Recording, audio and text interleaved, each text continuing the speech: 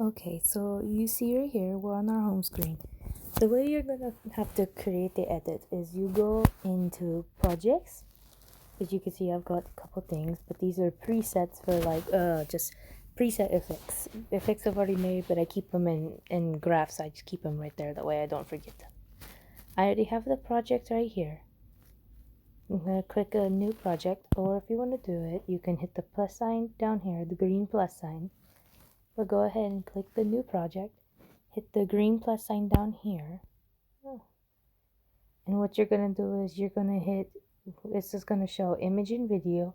You wanna hit that, and then you want to hit whatever you select. So the video like I pick is right here. So you wanna do that. See, for me, you can position and cut your clips however you want, or try to practice getting them cut at the right beats on time. I use the beats from the edits I'm using the audios from to do that. So I do that, and kind of start where the edit is, scroll over, see where you're seeing where it goes, and then the moment the edit starts, like right here at 5:07 is when the effects start. I position where the little bookmark is down here, and I click that.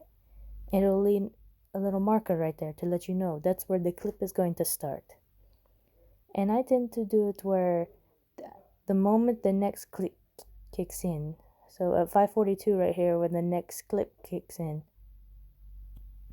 you hit the bookmark again, and it'll help you place your transitions to where they're on time and on beat with the edit.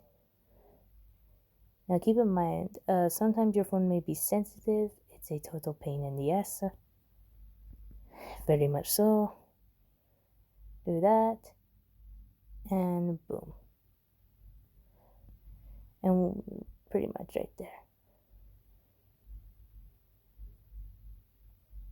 Alright, there we go. 3 clips is pretty good. Go back into your image and video, and I'm just going to grab this clip, position as right before the red dash, and then click the clip, and you can do many things to cut it short, because you're going to have to cut it short before you put the effects on it. Is this the top row on the, when you click on the clip where it shows the little lines, or like with the volume button, you're going to click the 4th button right beside the volume button right here, and it will cut that clip to match the part right there, the section. Then go to the other red dot, image and video again, and just use your other one. Cut it right there. Same thing, repeat, rinse and repeat process. And I'm just going to use this one. And boom. And now I've got 3 clips.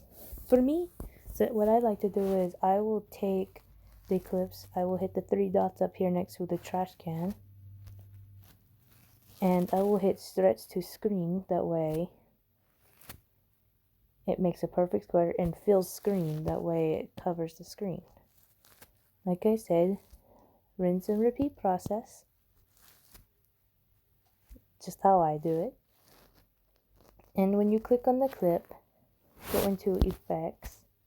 And Alight's updated since I used it, so it's going to be really weird and different for me. Even I'm going to have a bit of trouble. You hit add effect, and a bunch of effects which you can search for too at the top right there. You can search for all the cool effects are going to come up.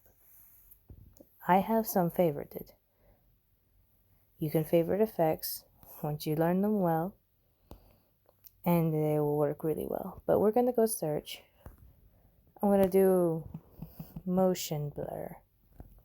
Motion blur, and you want to hit standard setting. And that's pretty much just, it won't do anything really big, but it'll make the clip look good for when it does start moving. Then you want to hit the one right here called tiles. Tiles, right here. And when you go on there, add mirror. And you're going to go back into effects and put this on all the clips. So you're going to hit the three dots down here and copy effects. You're going to place it on all the other clips, and there we good. Now, basic thing we could start in is a zoom transition. So to do that, you're going to hit what looks like down here, this right here, that turning dark, that one, and you're going to place a good part. Say if you want the transition to start with a zoom, you hit this little diamond right here underneath the arrow right here, and it'll start a keyframe. Take the keyframe and you can move it with the finger, and you move it to the beginning, and then you leave this keyframe, place one right here. Then move to the beginning of your clip. Take this right here, and moving this will zoom in, zoom out. So we're gonna do a zoom in. So just move that to the opposite and see how it works.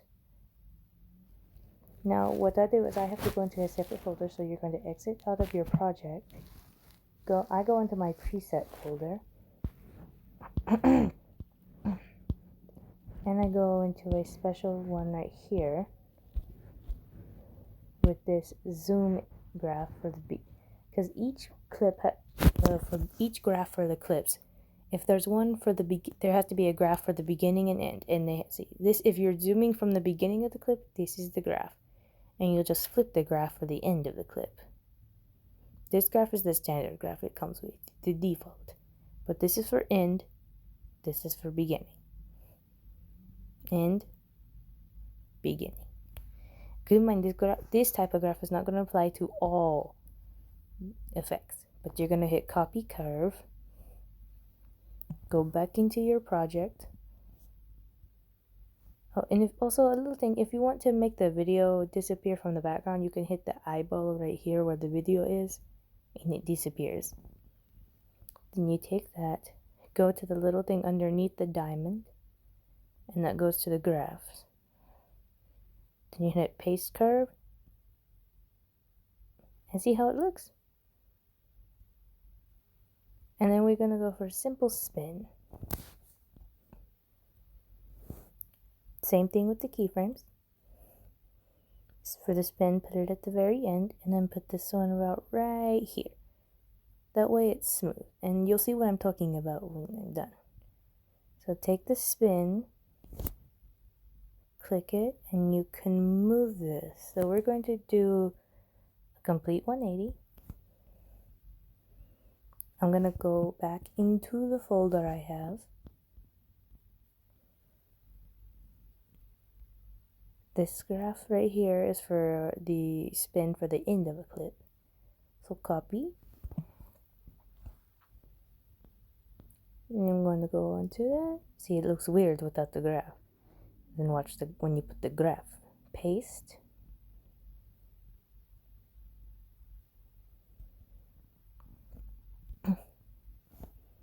Put the clip at the beginning. Beginning keyframe. And keyframe, and then you're going to do you're going to do the 180 again, but you're going to do it on the opposite way, positive. And then this part is where it gets cool. You press that and you paste your curve. It's going to look, hit these two arrows right here that are glowing green, and it will swap it and make it the other way around like it should, and boom.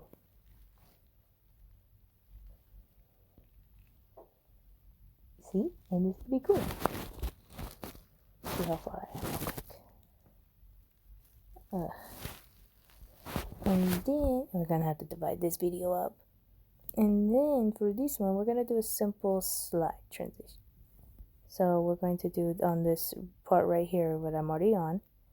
The keyframe right there, keyframe right there, and we're gonna go to the right. Drag it as far as you like, and then go back out I'm going to go back to my preset folder, and I have one right here. This one has a special one called overshoot on it. Don't know why. I did that when it updated. Oh, wrong graph, never mind. Going to use this one.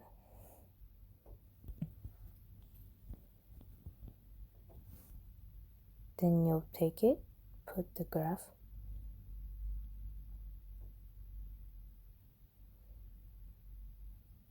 See how it looks good?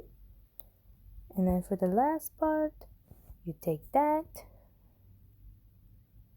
put the keyframes where they should be.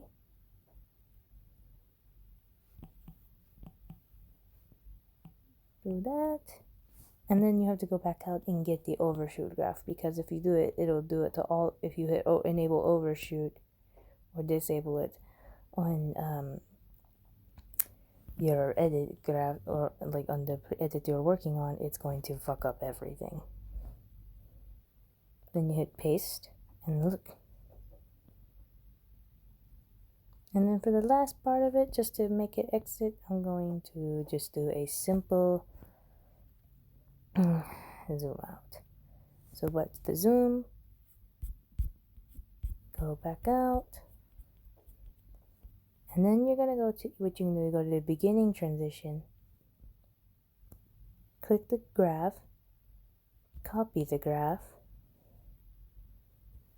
and then paste it, and then flip it.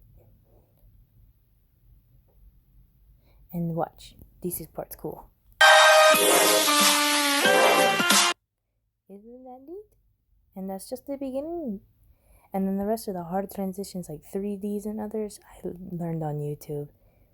3D transitions aren't really my forte, but I can teach you some other ones if you want. But other than that, yeah, this is going to be a couple parts. I'm going to divide it a lot because it's 12 minutes already. But other than that, that's how you can do it. Well, there you go.